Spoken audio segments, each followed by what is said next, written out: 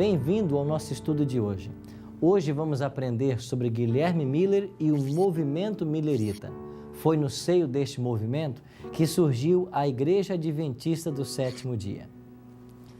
Numa época em que 9/10 da população americana vivia em fazendas, Guilherme Miller também era um fazendeiro, mas não era um fazendeiro comum. Quando anoitecia e sua família se recolhia, Miller se punha a ler vários livros com a ajuda de uma lamparina em seu rancho de madeira em Lowhampton, estado de Nova York. Um dos seus livros principais era o livro do profeta Daniel, e através do estudo desse livro, Miller chegaria à conclusão de que Jesus voltaria à Terra em torno de 1843. Hoje vamos conhecer um pouco mais a respeito da extraordinária história desse homem de Deus.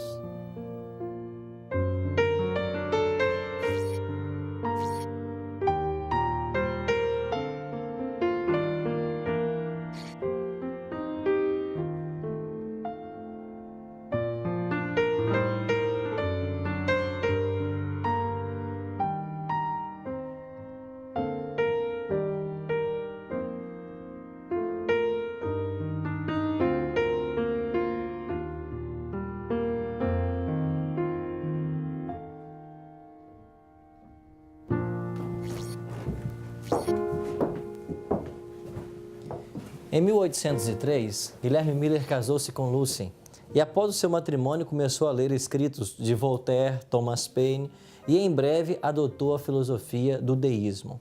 Pastor, o que é o deísmo? O deísmo é uma teoria religiosa que diz que Deus criou, no caso o mundo, mas o abandonou. A providência não atua mais. É a ideia do Deus relojoeiro, que deu corda no relógio e depois deixou o relógio trabalhando por sua própria conta. Como Miller abandonou essa filosofia? Dois grandes fatores influenciaram ele para abandonar a teoria. Em primeiro lugar, ele participou como capitão de um pequeno grupo de soldados na Guerra de 1812, entre os Estados Unidos e a Inglaterra.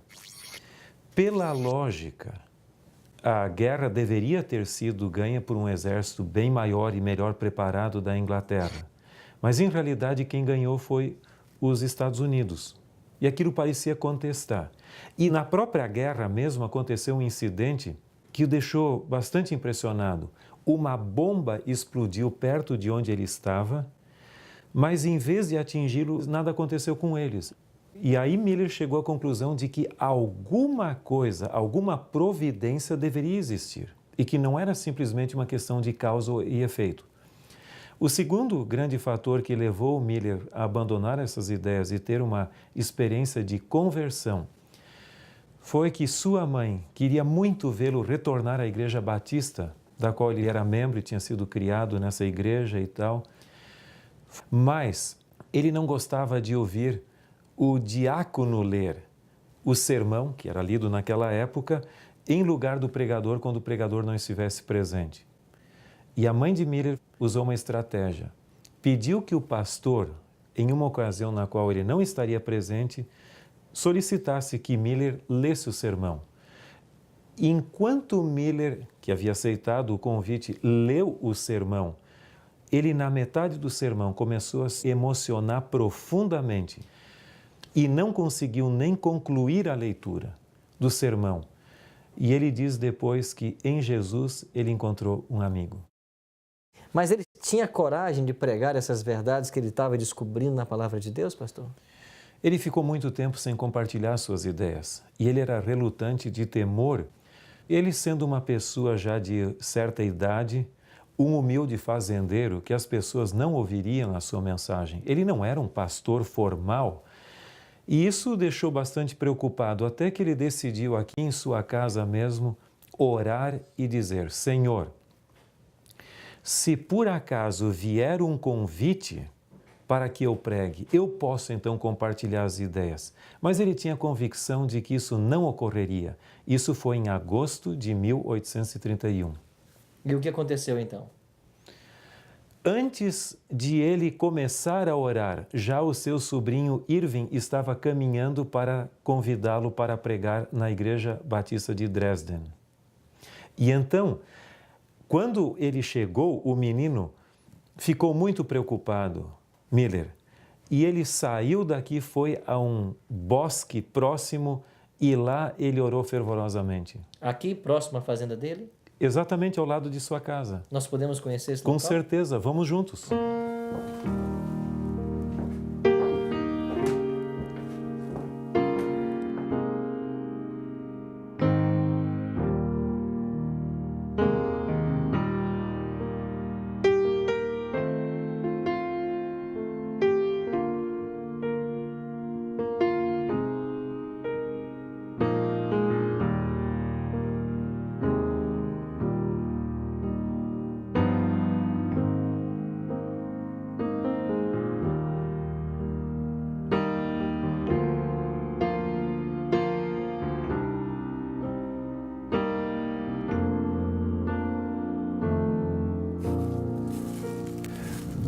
Guilherme Miller veio aqui a esse bosque e orou tremendamente e lutou com Deus, porque ele nunca esperaria que um convite chegasse. Mas como ele havia prometido a Deus, ele decidiu cumprir. E então foi com seu sobrinho para Dresden e assim foi que começou a carreira dele como pregador. E esse movimento foi crescendo mais e mais até atingir o seu clímax na grande esperança da volta de Cristo no dia 22 de outubro de 1844. Pastor Tim, aonde eles estavam exatamente no dia 22 de outubro esperando Jesus voltar? Vamos juntos conhecer também esse lugar.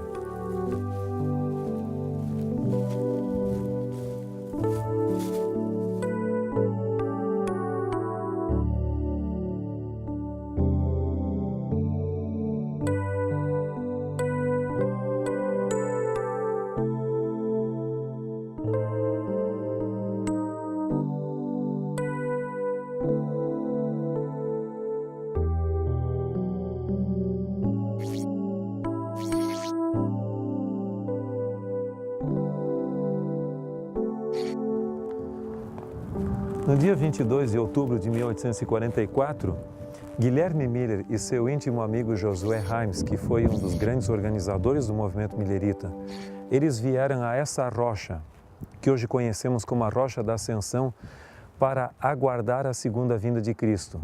Eles gostariam que tão logo Jesus despontasse nas nuvens dos céus, eles pudessem ver o seu amado Salvador chegando. Mas o dia 22 de outubro passou e Jesus não veio. O que aconteceu, pastor, em seguida com eles depois desse grande desapontamento? Guilherme Miller manteve a fé. Ele inclusive construiu uma pequena capela batista aqui na sua propriedade, na qual ele se reunia com seus amigos e familiares os últimos dias de sua vida. E como foram, pastor, esses últimos dias da vida de Miller? Ele manteve a fé e a esperança na segunda vinda de Cristo. Ele dizia que agora ele não tinha um outro tempo a não ser hoje, hoje e hoje.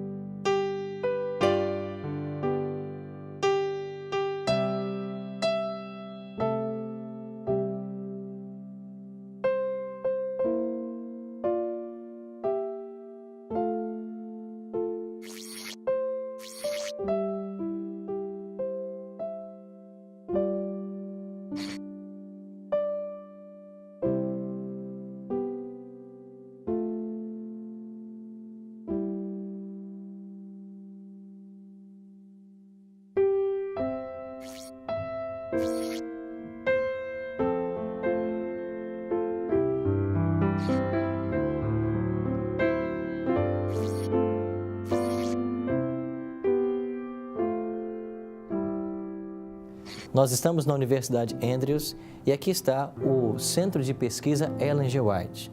Como este, nós temos 18 centros espalhados pelo mundo.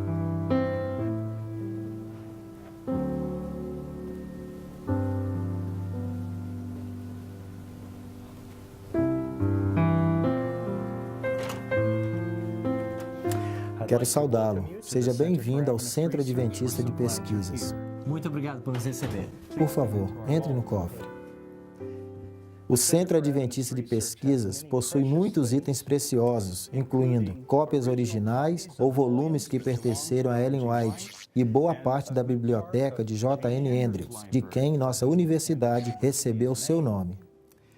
Temos muitos tesouros maravilhosos no Centro Adventista de Pesquisas. Alguns desses tesouros são Bíblias originais que pertenceram aos pioneiros da Igreja Adventista e ao movimento Millerita. Nesta mão tem a Bíblia usada por Joseph Bates. Era a Bíblia que ele usava. E temos outras Bíblias. Mas a Bíblia que gostaria de lhe mostrar agora é a Bíblia de pregação usada por Guilherme Miller, o grande pregador do Advento. Esta Bíblia revela sinais de muito uso e há marcas de seus dedos. E se olhar com cuidado, você verá que há marcas laterais e no centro, revelando como ele segurava esta Bíblia. Verá também que há partes dela que ele usava mais do que outras. Daniel e Apocalipse foram mais usados. Quero enfatizar um texto muito usado por Miller. Vou ler como está escrito nesta sua Bíblia, Daniel 8,14. E ele me disse: até 2.300 dias, então o santuário será purificado. Eu também agradeço a Deus que Miller amava os evangelhos e amava Jesus, pois se observarmos nos evangelhos, notamos o uso intenso de notas feitas para suas pregações, notas colocadas no centro e nas laterais. Guilherme Miller cria na segunda vinda de Cristo em breve. Jesus Cristo era o seu salvador pessoal. Ele desejava que todas as pessoas conhecessem a Jesus Cristo como ele o conhecia.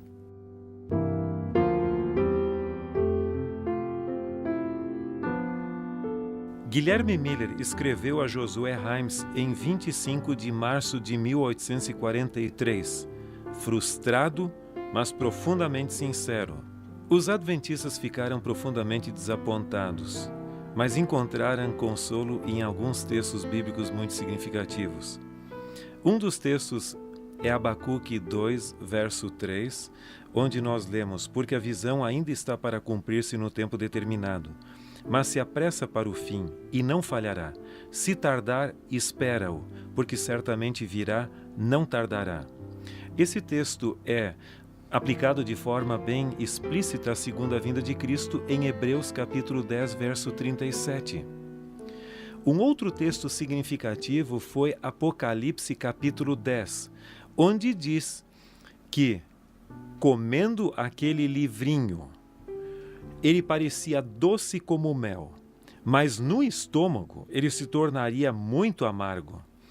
E os mileritas entenderam esse texto como se referindo ao grande desapontamento de 1844. A mensagem da breve volta de Cristo era muito doce. Mas quando Jesus não retornou na data esperada, aquilo foi uma amarga decepção para eles. Mas o mesmo capítulo 10 de Apocalipse também tinha esperança de que deveriam profetizar ainda outra vez para muitos povos, nações, línguas e reis. Portanto, a gloriosa esperança da breve volta de Cristo ainda teria que ser proclamada numa dimensão mais global, mais abrangente, em outras palavras, ao mundo todo. Não muito depois do amargo desapontamento de 1844, Guilherme Miller já começou a sentir o peso dos anos. E à medida que o tempo foi passando, o seu vigor cedia mais e mais. A fadiga, a enfermidade, gradualmente minavam-lhe a vitalidade. Entretanto, as aflições produzidas pela fraqueza física não foram suficientes para ofuscar o brilho fulgurante da esperança de que Jesus voltaria em breve. Sua fiel e dedicada esposa, seus filhos e amigos estavam reunidos junto ao seu leito, quando, ao quebrado pela mão dos anos, Miller finalmente descansou. Oh, quanto anseio estar ali! Foram suas últimas palavras. A poeira do tempo jamais poderá apagar a extraordinária obra por ele realizada e o legado de fé e de esperança que ele nos deixou.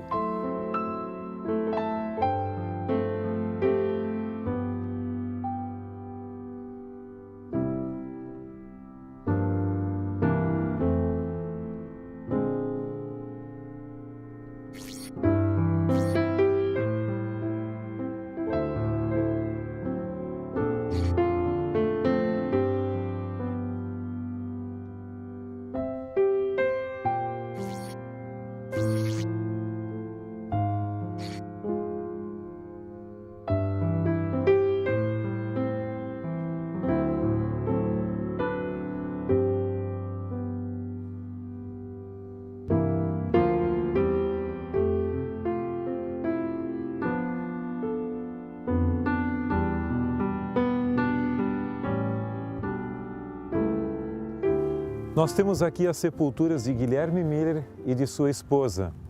Guilherme Miller faleceu no dia 20 de dezembro de 1849.